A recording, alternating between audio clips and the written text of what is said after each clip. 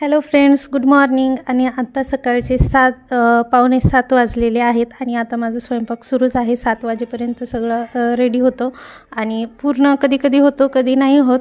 तर मी नंतर आयुषला सोडून आल्याच्या नंतर करते काही. तर आता सध्या मी इथे चपाती आणि त्यांना भाजी बनवते, म्हणजे कांदा आणि टमाटरची चटणी बनवते.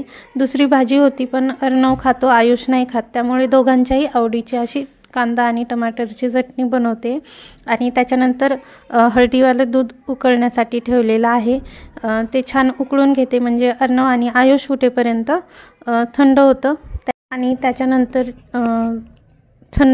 जेवण थंड करून, भाजी वगैरे थंड करून नंतर टिफिन भरून घेते. आणि आत्ता आम्ही जातो आहे डीमार्टमध्ये आणि अर्णव आणि आयुषला आम्ही स्कूलमध्ये सोडलेलं आहे. आणि त्यांना स्कूलमध्ये सोडल्याच्या नंतर लगेच आम्ही डीमार्टमध्ये जातो आहे सामान भरण्यासाठी, कारण अर्णव आणि आयुषला घेऊन सामान आणता येत नाही. कारण जास्त बॅग झाल्या का दोघांना आम्ही बाईकवरती सामान आणतो, त्यामुळे आणता येत नाही. मग आम्ही दर महिन्याला असंच करतो की सकाळी अर्णव आणि आयुष स्कूलमध्ये गेल्यानंतर आम्ही सामान भरण्यासाठी जातो.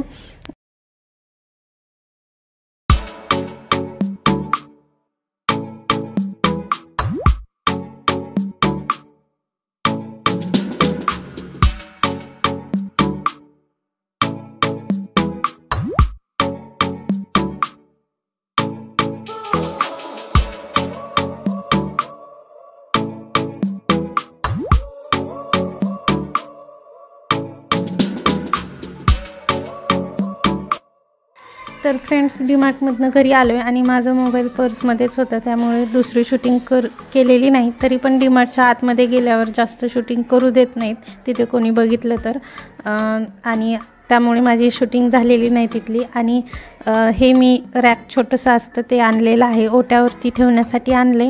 पण तिथं ठेवल्याच्या नंतर मला ते काही एवढं छान वाटत नाही, खूप गजबजल्यासारखं होते. कारण माझा ओटा आधीच छोटासा आहे, त्यामुळे मला पूर्ण क्लीनच छान वाटतं. तरी पण असं वाटलं होतं की थोडंसं ऑर्गनायझर आणल्यानंतर छान वाटेल, पण मला हे आवडत नाही आहे. तर बघू, याचा दुसरा काहीतरी यूज करते. तर तुम्ही आता बघून घ्या की हे असं 3 लेअरचं आहे.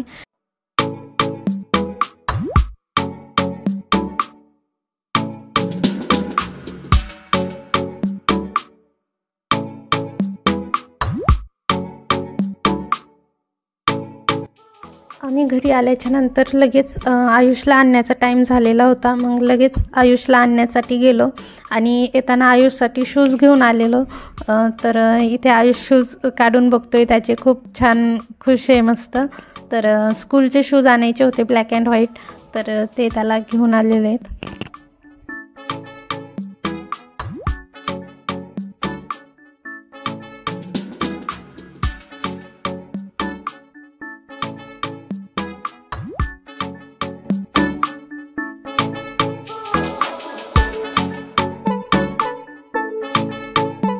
फ्रेंड्स, आयुषला आणताना त्याचे शूज आणि भाजी संपलेली होती आणि म्हणून भाजीचंही घेऊन आलेलो. तर आता मला भाजी बनवायची आहे. तर फ्रेंड्स, सकाळची भाजी ही पुरणार नव्हती, त्यामुळे मी इथे आलू मटर आणि गोबीची अशी मिक्स भाजी बनवलेली आहे. आणि माझ्या चपात्या तर झालेल्या आहेत. आता माझा स्वयंपाक हे पूर्ण. तर फ्रेंड्स, आत्ता 5:30 ते 6चा टायमिंग झालेला आहे आणि अर्णव आयुषला मी खाली खेळण्यासाठी आणलेलं आहे. तर आता अर्णव आणि आयुष म्हणतायत आज खूप खेळायचे त्यांना, तर त्यामुळे मी आत्ताच वरती कुकर लावून आलेली आहे. वरती गेले की त्यांना वरण भात खाण्यासाठी देईल. आणि अर्णवला आज सूप प्यायचे, तर त्यामुळे सूपची तयारी करून आलेली आहे, म्हणजे भाज्या वगैरे कट करून आलेली आहे.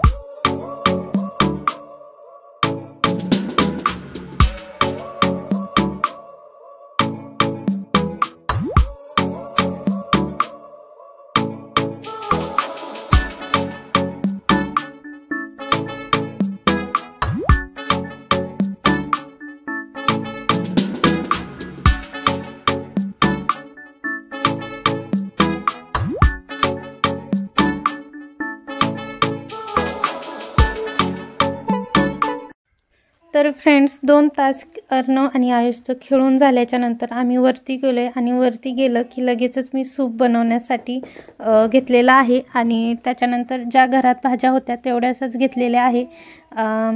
आणि आता मी इथे सूप बनवताना सर्वात आधी तूप टाकलेले आहे, त्यामध्ये नंतर लसणचे काप करून टाकलेला आहे आणि त्यानंतर माझ्याकडे जेवढ्या भाज्या होत्या तेवढ्या मी छान फ्राय करून घेतल्या आधी आणि त्याच्यानंतर मी काळी मिरीचं पावडर टाकलेलं आहे।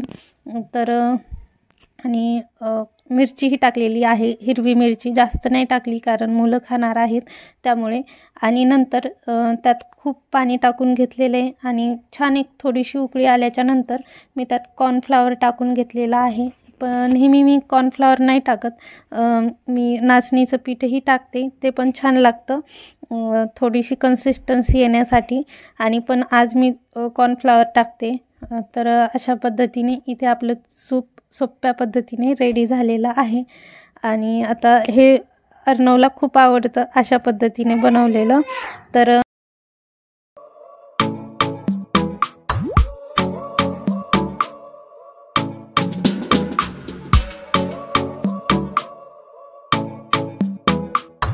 फ्रेंड्स इथे खूप सोप्या पद्धतीने आपलं सूप बनवून झालेलं आहे आणि आता भेटूयात पुढच्या ब्लॉगमध्ये।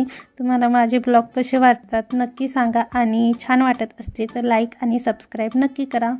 तर चला भेटूया पुढच्या ब्लॉगमध्ये, तोपर्यंत बाय।